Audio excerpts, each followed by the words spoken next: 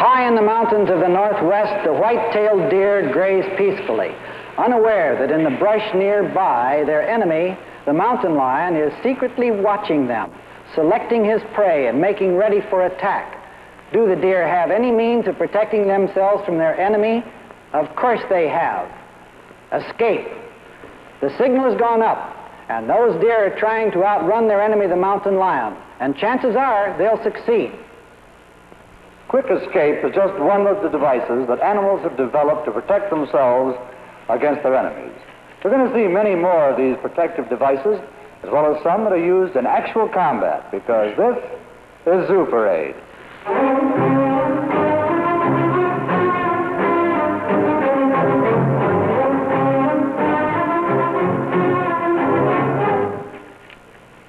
Zoo Parade is presented by Clorets Gum and Clorets Mints, a delicious breath remedy that actually dissolves bad breath away. Hi, I'm Jim Hurlbut, and now here to start our story of protective devices is Marlin Perkins, director of the Lincoln Park Zoo. The first protective device we're going to see today has to do with this animal. I don't see any animal there. Well, look sharp, Jim. There really is an animal there, and I'll tell you his story after this message from Clorets.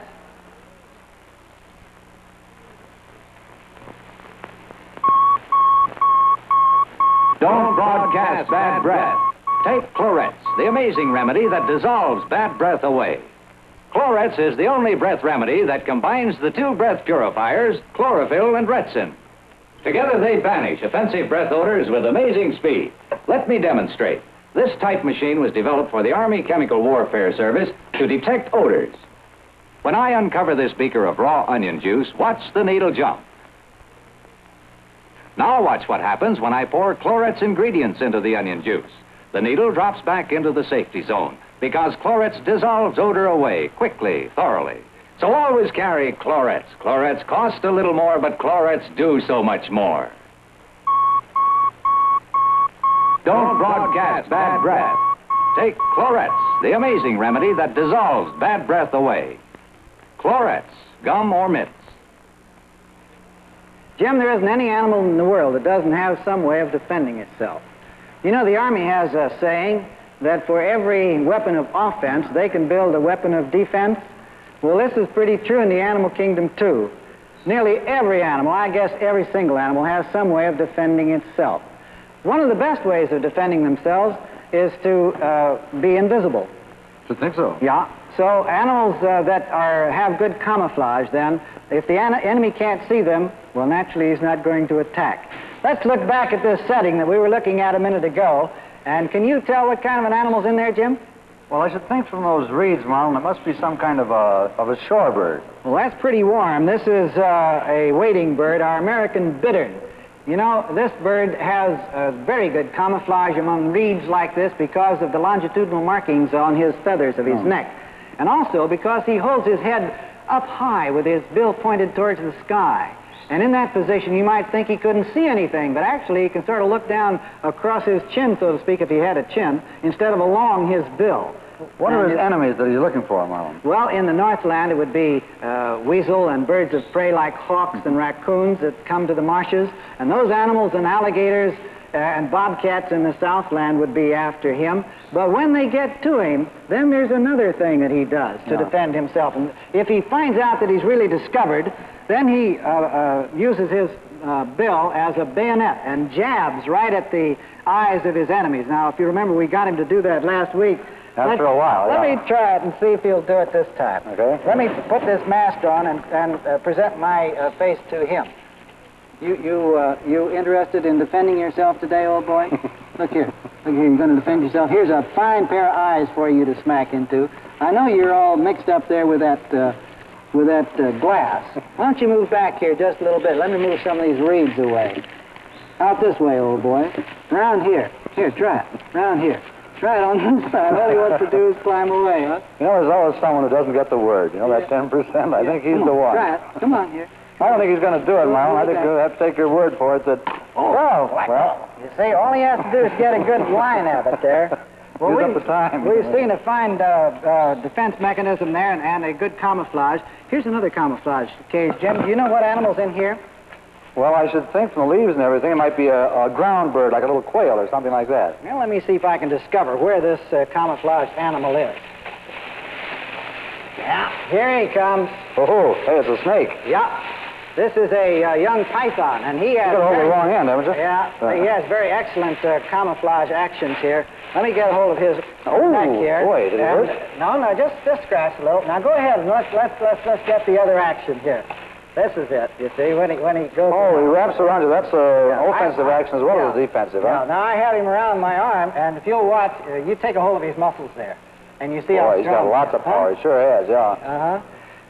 He also blends well with his surroundings with these kind of markings, don't you see? Yeah. And he gets to be the third largest of all the snakes of the world. He gets to be 25 feet long. Boy, that's plenty The big. reticulated python gets to be 33 feet long. You see, a man could never handle such a thing. He's big as enough this. for me, this one here. Let me take him off and put him back in here, Jim, and you go back in your camouflage situation, old boy. And let's move over to another cage, Jim, that is camouflaged, and see if you recognize this animal. All right. Right here.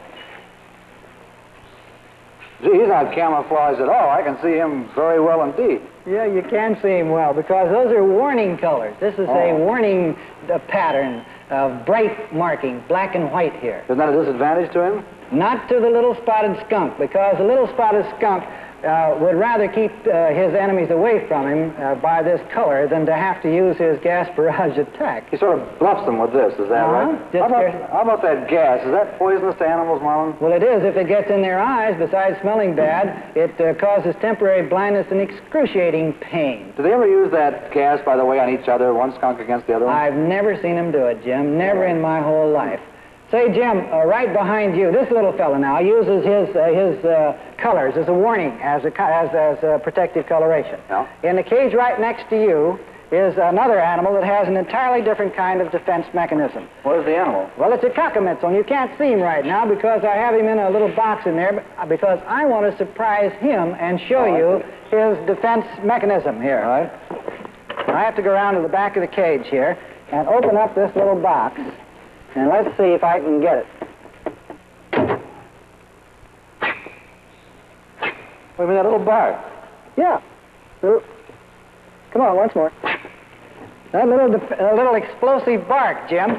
This cockamitzel is related to the raccoons and is also called a ring-tailed cat. He lives down in the rocky hillsides of Arizona, New Mexico, Old Mexico.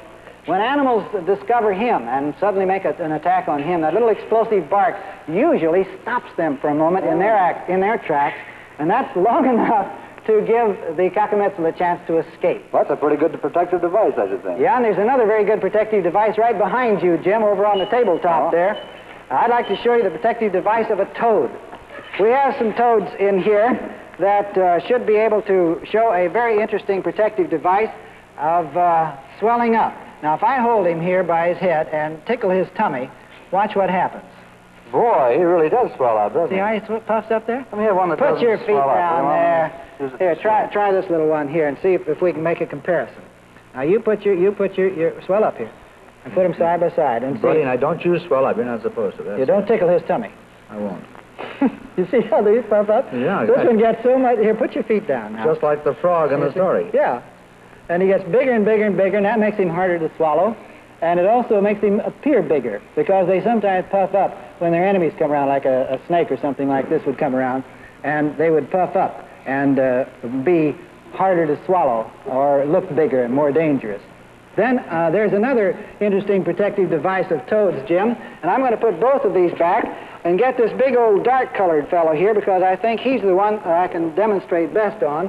This is the venom gland, the parotoid gland of this animal, and this parotoid gland produces a venom that... Where's that, right up in here? Yeah, right there, that big gland. You can see the little holes in it. What kind of poison is it? That's the kind of poison that causes paralysis. It's a neurotoxin. Oh, like a cobra.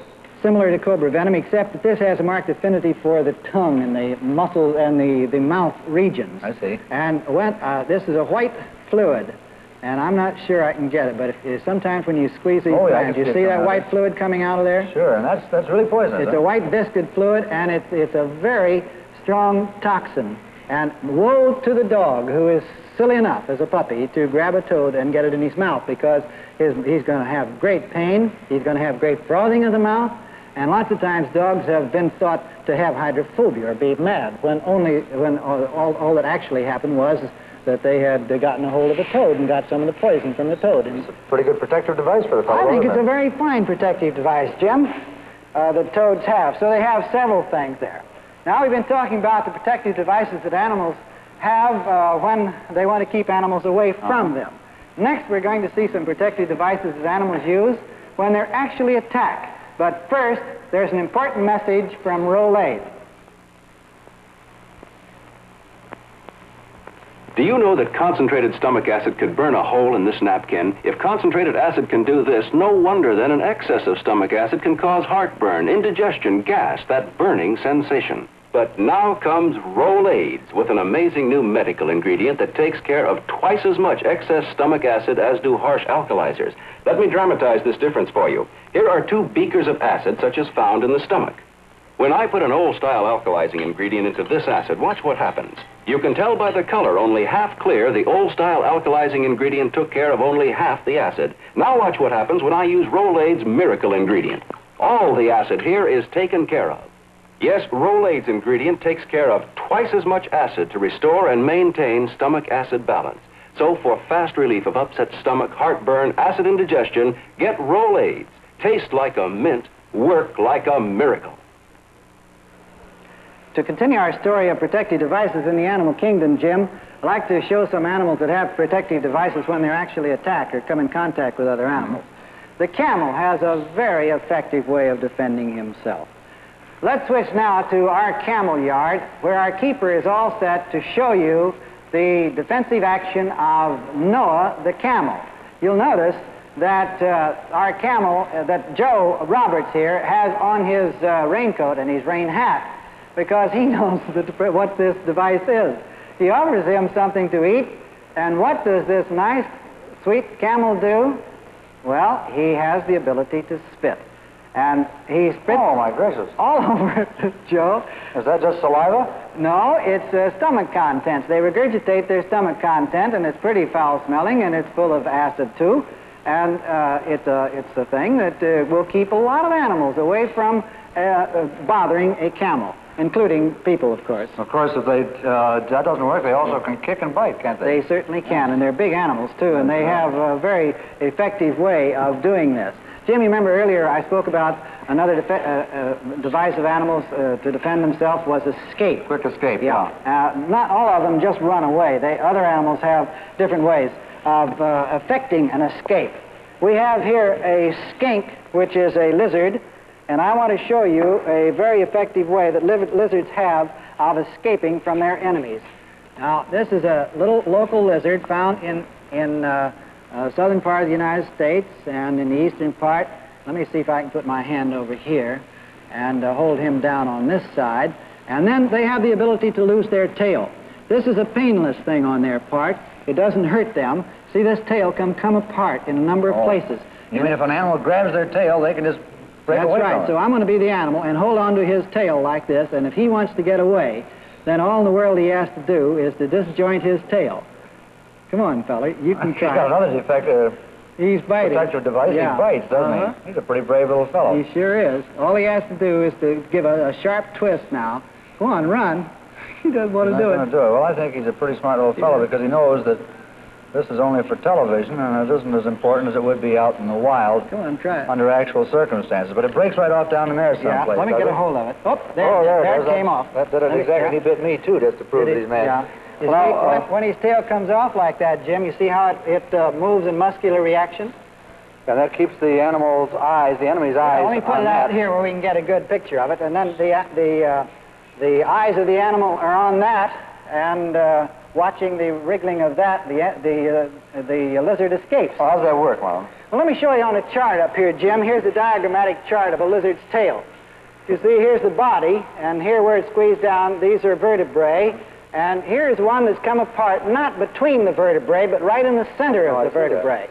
And they come apart there. There's a special septum, or division point, where they can break right in the center of each of the vertebrae. And when they do this, there's no pain attached to such a thing, and the animal runs away, and the muscles separate, and there's a little muscle that closes down on the blood vessel so that there's actually no bleeding from this. Well, how does he get along without his tail? Well, he grows another one. Oh, And regeneration, is that the word? regeneration. Right from this point here, he regenerates a cartilaginous shaft that goes right out and follows the line of the vertebrae, and then the muscles and the scales come around that, and he can break that again in the center of any of the vertebrae and escape many times. Another very effective method of animals protecting themselves, Jim, is with armor. Yeah. And one of the most effective armor devices that I've ever seen on any animal is on that of the giant pangolin. Oh, yeah. There's a giant pangolin in the Fort Worth, Texas Zoo that shows exactly what I mean. Look at the overlapping hard scales here, which are actually made from hair, Jim. Oh, like the rhinoceros's horn, huh? That's right. And he rolls in a ball to protect his soft underparts. And these, but here he's exposing that because he likes a shower bath. Well, it's a pretty good protective device, all I think right. it's an excellent one. You see, he just rolls up and then the animals can't bother him. There's another one too, Jim, another fine protective device of armor in the form of quills. And these are on the porcupines. Oh, yeah, and the sure. biggest of all those porcupines is the big African porcupine. Paul, why don't you step in that African porcupine's cage and show us what we mean? Wow. Well, that's a protective device, too, that big noise, isn't it? That's right. That's a startling device, just like the Kakamitzel had. But, Paul, manipulate them a little bit, and let's hear the growl, and let's hear the rattle of their tails. Wow. And we also want to see, you see how they stick their spines up, Jim? Yeah, look at that face. They He's raise really on their the work spines, there, you isn't he? see, but look at the quills there. Let's see the quill there, stuck in the broom. Yeah, I can see it Those very are clearly. enormous quills, Jim. And those, they're very effective, and they could certainly bother an animal tremendously because of their size. Sharp, too, aren't they, Molly? They're very sharp. Into your skin, of course. Yeah, and they have little microscopic barbs on those quills so that when they go into an animal, they go in easily and slide right on in, but they don't come out very easily. You see how he advances with his quills on the He side? stamps his foot, too. Stamps you know his that? foot, yeah. So he has a number of protective devices. But the armor of those enormous quills all over his body is the principal means of defense to an animal like an African porcupine. The same thing would be true to any other porcupine, you know, that he always advances the quill Even the section. American porcupine. Uh-huh. Boy, those are big and Here's sharp. some I can quills. see You that. see how big and sharp they are? And if a lion were to get one of these in his paw and couldn't pull it out, it would break off. Well, then it would continue to advance on and on. Yeah. There's a parallel development among another kind of an animal. Bill, bring that other animal in here, will you, please? That's a hedgehog I from recognize Europe. him. You know what he's like. Well, let's bring him. Ouch, he's hard to raise. He's so full of little spines, you see. Hey, they're sharp, too, aren't they, Bet Molly? they're sharp, Jim, and they stick out in all directions. But they don't all over come his out body. the way the porcupine's quills do. They don't seem to, not as effectively, but you see, an animal trying to reach his soft underparts, he has his head tucked in here, and his tummy's in there, and his legs and all tucked in underneath there. So he, all over his entire body now is a series of interlocking spines. And What are there's those spines made out of, Mom? they're made out of the same thing as our fingernails, Jim, chitin. Oh. And there's a lot of silica in there to give them strength and hardness, but they're very, very sharp. It's a modified hair type thing, you know. It's the same sort of thing as the covering of the antlers on a deer, things like that. No, they're not the deer antlers, the covering of the horns of the horned animal. Oh, I see. That's the thing. deer antlers are bone. Well, are all the quills spines like this? Are they all chitinous material? No. There's another kind of spine, a spiny animal that has quite a different kind of spine. Let me show you over here, Jim, with the Zonuris lizard that has a spiny protection, and he's in the wrong place. Let me move him over to the center of the cage here. Move over just, whoop, that's far enough. This fellow's from South Africa. Back up just a little bit. There, whoa, whoop, that's too far. Now, this fellow has spines all over his body, and these spines are bone that grow directly from his skull here in the head part. And then the other spines are bony growths in the skin. How does he use those spines, Marlin? Well, they're pretty sharp for an animal that wants to bite him, but watch what happens when I put my hand back here. You see, put it in, and you see how the spines on the tail? Come on. No. See how he flips his tail around? Uses it like a war club, so Yeah, come on. I touch him on his leg here, and then he flips his tail around, and those sharp points of that tail can actually puncture skin. They're so sharp, and he often hits with such force. And I imagine with a smaller animal about his size, that would be a very painful thing, too. Yes, it would, and I think a very effective way of keeping animals away from him is to have all of these spines here. Yeah. Well, there are various ways of lashing out that animals have which include kicking and butting and clawing, and we'll see some examples of these methods right after this message from Dentyne Chewing Gum. There you are, son. Gee, thanks. Johnny Antonelli, New York Giants. Oh, boy. Baseball is my game, but when it comes to dental care, I prefer to let a dentist talk. Johnny, food particles not removed may breed harmful bacteria that cause tooth decay. So, to help prevent tooth decay, brush your teeth after every meal. But I don't carry a toothbrush around all day, do you? So I'll tell you what. Let's all chew Dentyne Chewing Gum in between brushings. That's to help keep your teeth sparkling white and beautifully clean. Here's what recent tests in 3 leading dental colleges proved.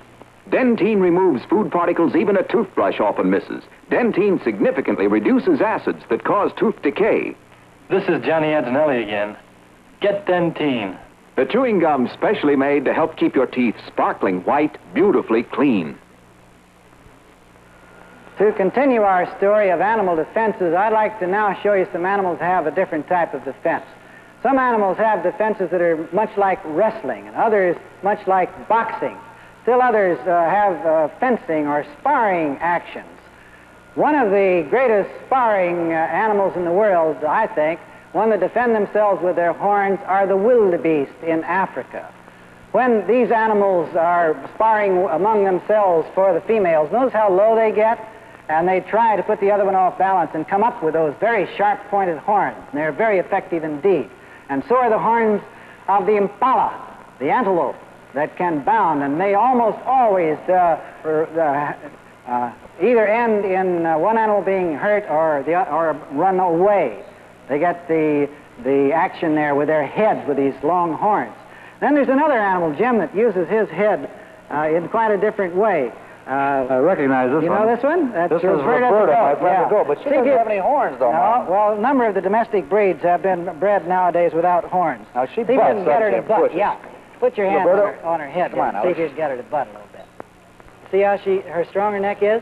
She pushes right back with it, doesn't Did she? you ever have a billy goat when you were a kid? No, I've heard a lot of poems about I have. Vicious Billy Goat. I had a billy goat when I was a boy, and old Billy used to butt us all over the backyard. You know, he never actually hooked us with his horns, but he used to butt us there. Well, Marlon, you mentioned before, in talking about animals in combat, you mentioned animals that wrestle and animals that box. Now, what are they? Well, let's start with the wrestling animals, Jim. One of the greatest catch-can type wrestlers, I think, in the world is a cat. And he really means business. Let me show you the ocelot back here who just detests a net. This animal's been caught in a net several times. And let me see if I can get him to roll over.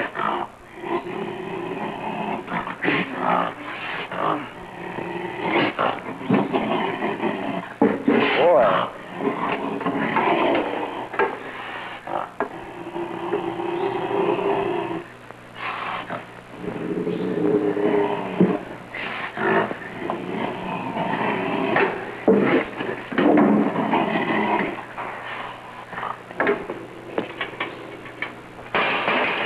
Well, Marlon, that ocelot is a rough little guy, isn't he? He means business, You can Jim. see that. Yeah. But he often gets on his back and kicks up with all his hind feet. Like I said, how about that animal that boxes?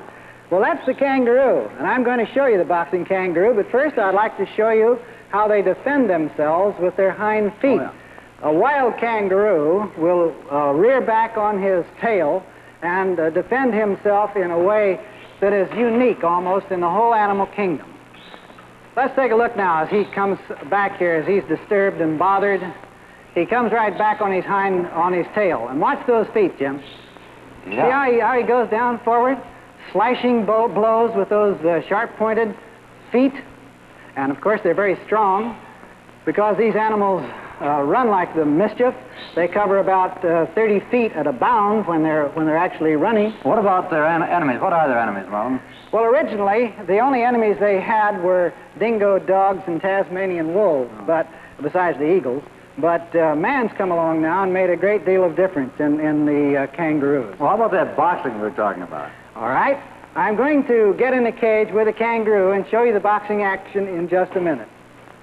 Right now, here's Jimmy Blaine for that fine old reliable company, Mutual of Omaha.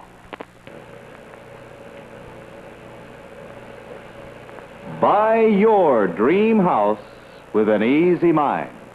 This Mutual of Omaha ad from Better Homes and Gardens tells how you and your family can live better when you're protected by new Easy Mind insurance. Chances are you could buy your new home now if you could feel sure that a future health emergency wouldn't eat up the monthly payments. Easy Mind insurance helps give you that assurance.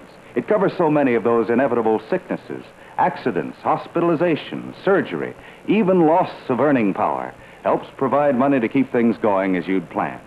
Do find out more about Mutual of Omaha's Easy Mind insurance and how it helps you do what you want, buy what you need, all with an easy mind. Write for details. Just drop a card to Mutual of Omaha, Omaha, Nebraska, and do right today. Well, Marlon's all set back there, and I think the boxing action is just about to start. I know you want to watch it just the way I do. Well, let me see now. This is Pat and Mike, and Pat, you stand up here. Come on. When I talk, it bothers you a little, doesn't it? Come on over. I didn't mean it. I didn't mean it at all. Come on.